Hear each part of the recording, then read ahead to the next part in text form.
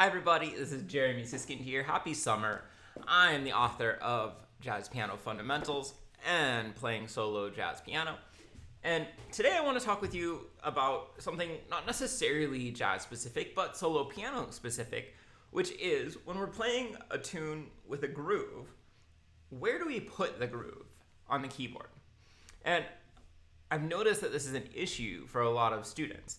A lot of mediocre rock and pop pianists often put their groove in their thumbs, and they don't even necessarily know that they're doing this. But I want to look at some options of where we can put the groove on the keyboard. So I'm going to use the tune Amazing Grace, and I'm going to try to make kind of a groovy-ish version of it. But before I do, let me just play a little bit so that you can get it into your ear. I'm not going to try to play it in a particular jazzy style, but it might be...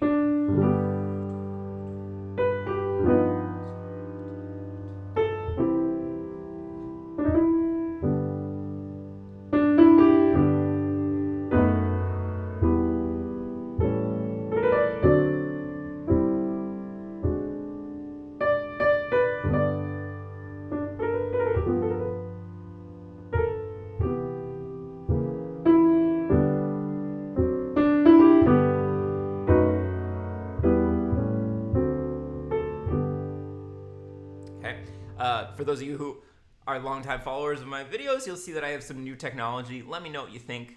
This way, the chords disappear pretty quickly, but you can always hit pause and find out what chord I'm using as I'm playing. All right, so if I want to make this groove more, what can I do? First thing would actually be simply to make the melody groove more. Now, you can only get so far in this method, but if you add some notes to the melody, repeat some notes, add some syncopation, you can actually add quite a bit of groove through the melody. So we're thinking 1, 2, 3.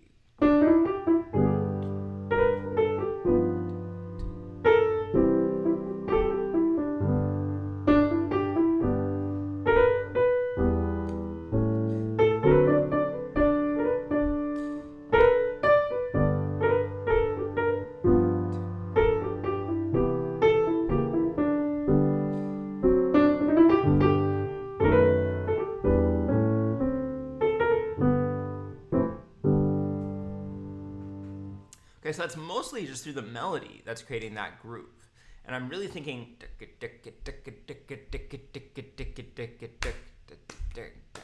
trying to find different syncopations, different ways to subdivide based on that groove. Depending on how you're thinking about the tempo, it could be 8 notes or it could be 16 notes. Now, the bass is another place where we could find groove, and this is something that might happen in a band. The bass is playing a little bit more actively while the guitar or the piano is holding down a pad. So...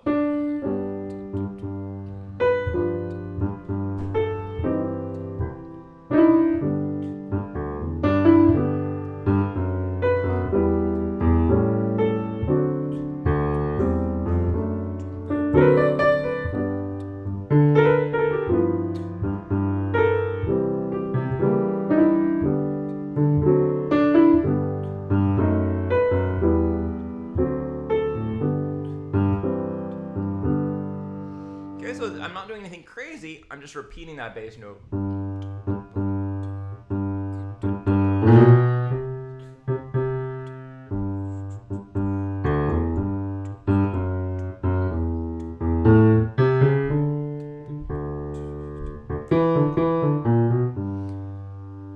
Listen one more time with the rest of the band.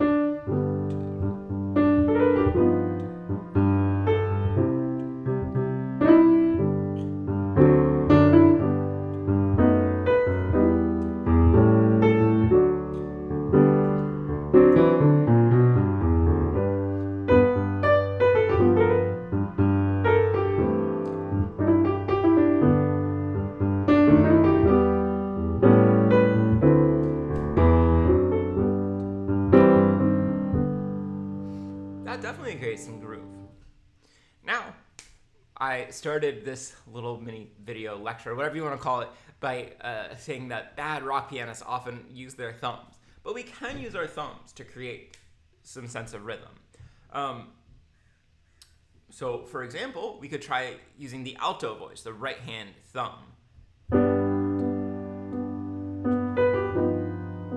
So these are quarter notes. Here it's not that grooving.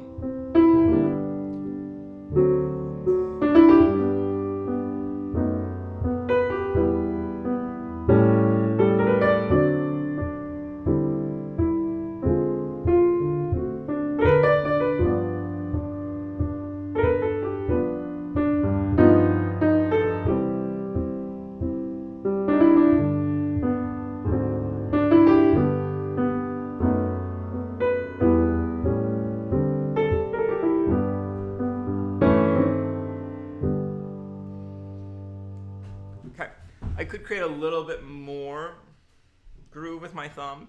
Actually, I don't know if I can. I'm about to try though.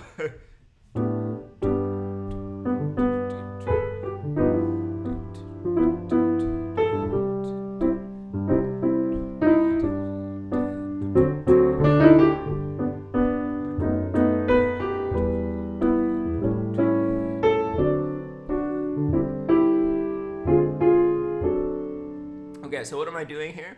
Now I'm choosing 2 or sometimes 3 notes, and I'm playing chords. I almost imagine it as like a rhythm guitar.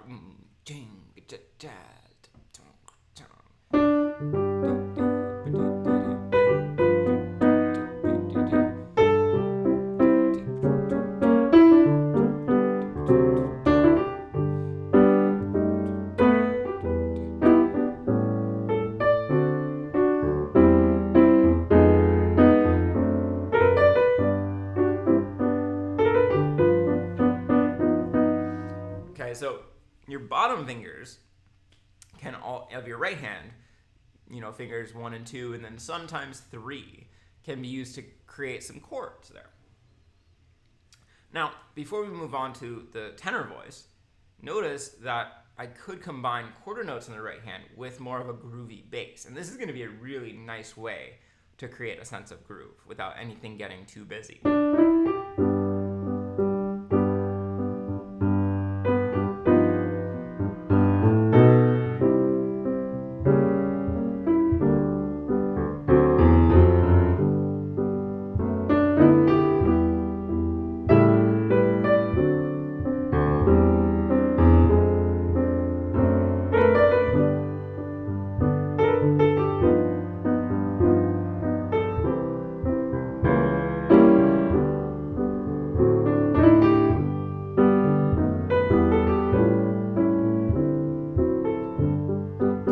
I could also do eighth notes.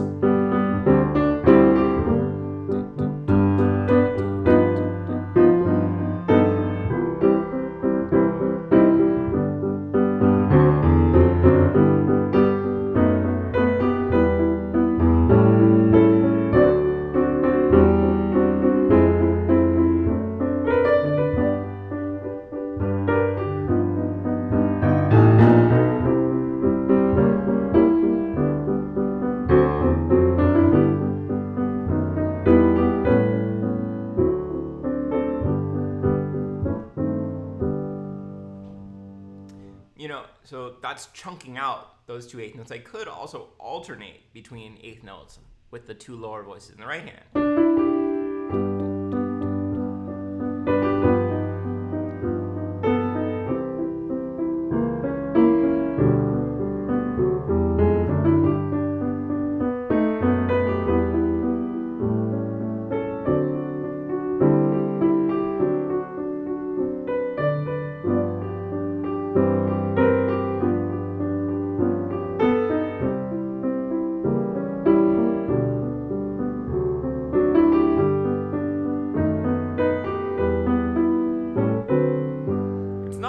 Also to leave out the very first one of those, because we're often playing a melody note or a chord note right on beat 1, so it might be like this in the right hand.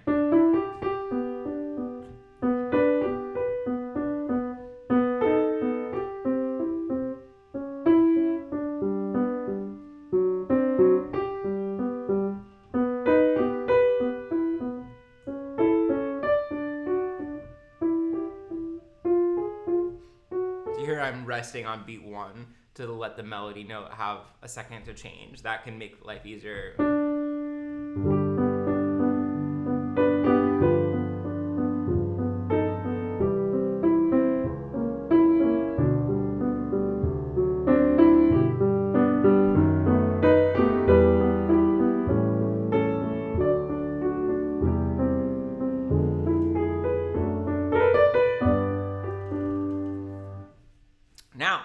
we get to the thumb of the left hand. Also totally possible to keep time using the thumb of the left hand. It could also be simple quarter notes. And maybe the reason that I have such a problem with rock and pop pianists doing this is that they do it subconsciously, and it's usually loud. If I'm going to keep time, especially if I'm doing like just something simple like quarter notes on the thumb of the left hand, it's going to be really soft.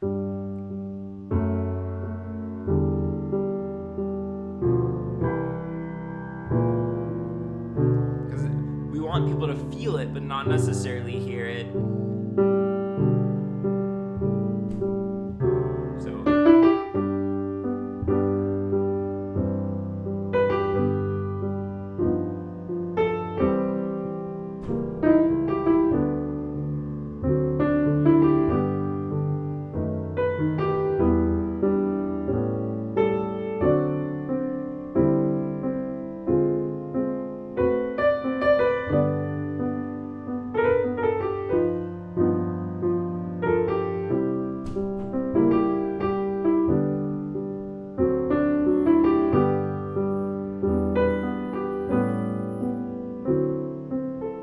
Now sometimes when my left hand gets too low, if I'm trying to cover a really low chord like this E minor here, my right hand might take over that kind of consistent quarter note that's keeping time. But in that demonstration, I was mostly keeping time with that left hand thumb. Now it is possible, although this might be the most difficult thing to execute, to kind of trade and alternate between left hand and right hand. And this is good because between the two of them, they stay right in that chord range. So you can play something really rich that fills out the middle of the piano.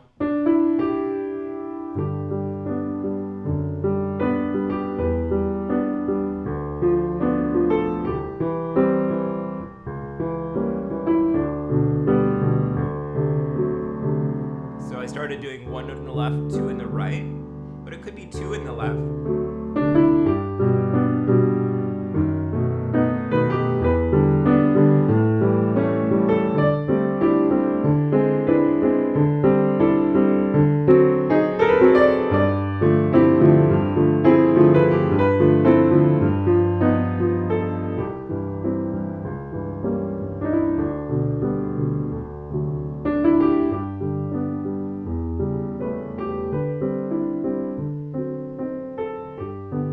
I'm going to try something, haven't planned this at all, but I'm really interested in times when the right hand thumb is below the left hand thumb. Like you can see how that looks on the keyboard. So these often form things that are just like really rich and interesting. So let me see if I can keep my right hand thumb below my left hand thumb.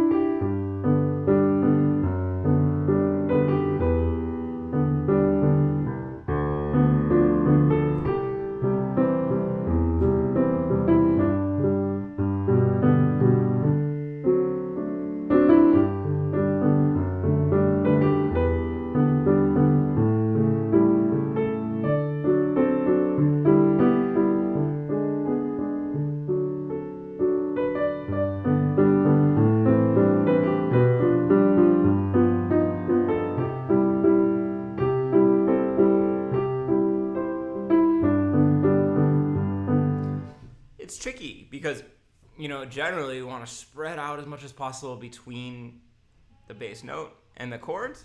But when you're keeping those two hands intermingled and locked in like that, you don't have that much room to do that. All right, so to summarize, you've got 4 places to think about keeping time and all kinds of interesting combinations. It could be in the melody.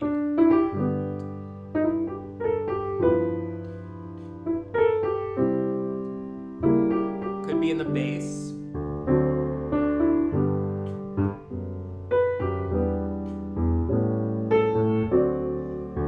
Could be in the lower notes in the right hand.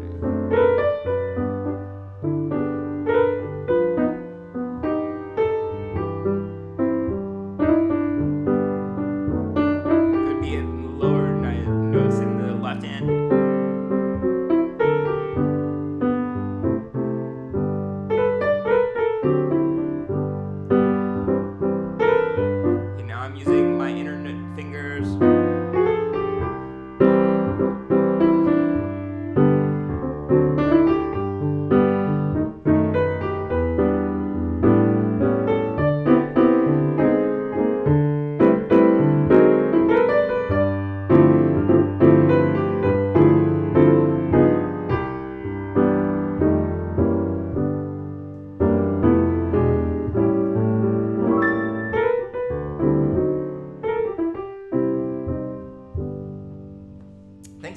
If you like this video, like, subscribe. My books are Playing Solo Jazz Piano and Jazz Piano Fundamentals. See y'all soon.